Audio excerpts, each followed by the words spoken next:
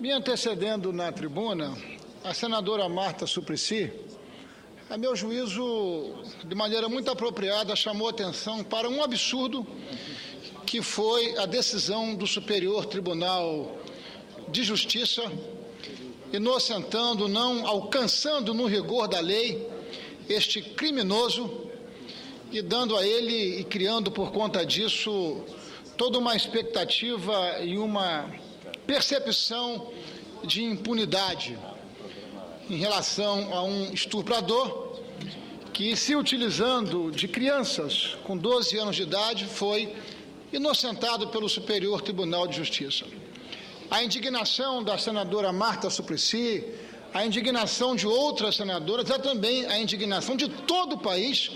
para com esse equívoco de uma lei que foi interpretada sem considerar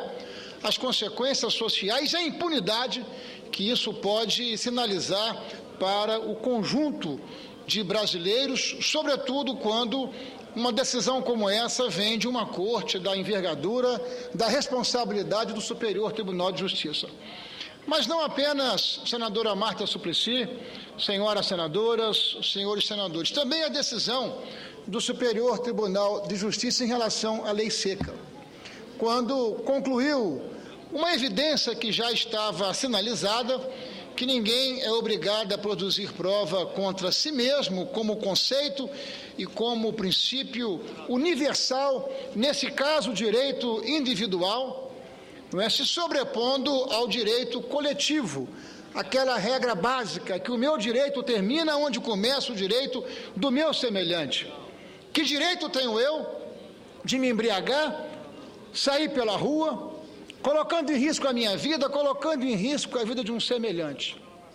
Quando, em 2008, a lei seca foi editada, logo nos seus primeiros meses, ela produziu resultados extraordinários, sobretudo nos estados que desenvolveram estratégias presentes e eficientes, com recursos materiais, com recursos humanos, com estratégia, com informação e com inteligência. O caso e o estado do Rio de Janeiro me parece uma referência para todos os nossos governos e todos os nossos estados. E por conta das ações, das diretrizes, não é, do governo do estado, do governador Sérgio Cabral, que trouxe, inclusive, para si, para perto de si, para o seu gabinete, as diretrizes e a gestão, né, de uma eficácia muito forte em torno da lei seca, logo quando ela foi editada, senador Clésio Andrade. Isso produziu resultados extraordinários. Nós tivemos uma redução superior a 30% de vítimas fatais, não é, no perímetro do governo do estado do Rio de Janeiro, nas avenidas, nas ruas, colocando disciplina, colocando limite, porque a lei seca era interpretada como uma ferramenta com capacidade de intimidar, de inibir, e os resultados na direção da preservação da vida, eles foram eficazes. Não apenas no estado do Rio de Janeiro, também no meu estado, no estado do Espírito Santo, nós observamos resultados bastante satisfatórios. Ocorre que no tempo, quando o mesmo Superior Tribunal de Justiça concedeu uma liminar na direção de que ninguém é obrigado a produzir prova contra si mesmo, ali nós começamos a perceber que a lei seca perdia eficácia, perdia possibilidade de continuar produzindo os resultados. E aí os indicadores voltaram a crescer e, de fato, a escalada da violência no trânsito brasileiro, ela está fora de qualquer curva, se transformando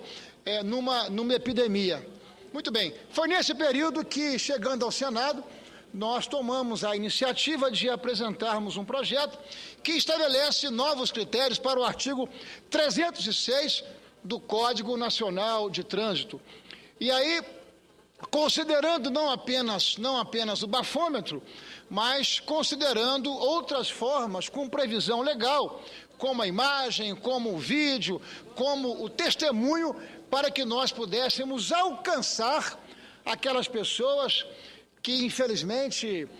dirigem de forma inadequada, que fazem uso do álcool, que o álcool com a direção é um casamento absolutamente perverso e indesejado, e nós estamos assistindo no Brasil uma verdadeira epidemia nas nossas ruas, nas nossas avenidas, levando e produzindo muita angústia, muito sofrimento, interrompendo muitas vidas. Fizemos um debate aqui ao longo de todo o ano de 2011 e conseguimos aprovar de forma terminativa na Comissão de Constituição e Justiça esse projeto. Projeto esse que agora tramita na Câmara Federal. E as manifestações do presidente Marco Maia, elas são absolutamente acolhedoras e bem-vindas. Quando, ainda na sexta-feira, após a decisão do Superior Tribunal de Justiça, que transformou a lei seca numa lei inócua, sem ineficiência, o presidente Marco Maia assegurando que ainda no mês de abril a Câmara Federal, os deputados federais poderão estar votando, quem sabe até em regime de urgência, para que o Congresso Nacional, o Senado já o fez, e agora a Câmara fazendo, o Congresso Nacional possa oferecer uma resposta à sociedade brasileira. De igual forma, quando nós assistimos às manifestações do ministro José Eduardo Cardoso, se solidarizando, senador Paim, com a necessidade de nós endurecermos o jogo, não é, para que nós possamos ter um trânsito mais humano. Não é? Ontem, aqui no plenário, o senador Hollenberg comemorava 15 anos de uma relação bastante respeitosa do pedestre aqui em Brasília com os veículos. O pedestre que atravessa a faixa branca, ele é observado, ele é respeitado, uma iniciativa que se transformou numa cultura e num padrão de comportamento e de convivência muito respeitosa. Pois bem, também o ministro Zé Eduardo Cardoso, também o ministro Alexandre Padilha, eu acho que nós precisamos fazer um mutirão, precisamos fazer um esforço, porque esse projeto, ele endurece as regras, ele não apenas mantém o bafômetro, mas mantém outras formas de você comprovar o uso do álcool e da direção como um casamento muito perverso para a vida humana. Alguns podem argumentar que pode haver um excesso de autoridade aqui, acolá, pois bem, quando o excesso houver, o bafômetro, ele vira prova de defesa e não de ataque, dando oportunidade às pessoas que façam uso do bafômetro como forma de provarem a sua inocência. É essa a manifestação que trago ao plenário do Senado, que já debateu esse assunto nas suas comissões de maneira exaustiva, já enviou esse projeto à Câmara Federal e, a meu juízo, e a juízo de um conjunto muito grande de especialistas e técnicos, aguardam que a Câmara Federal possa, de fato, ser diligente, possa votar esse projeto e possa oferecer uma resposta adequada e segura para essa questão, porque as nossas ruas e avenidas se transformaram numa praça de guerra. É claro que a lei, por si só, ela não terá capacidade de produzir todos os resultados necessários. Mas eu acredito que com a boa lei, calibrada e regulada como essa, com esse ambiente, com os governos estaduais atuando para equipar os seus batalhões de trânsito e outras iniciativas,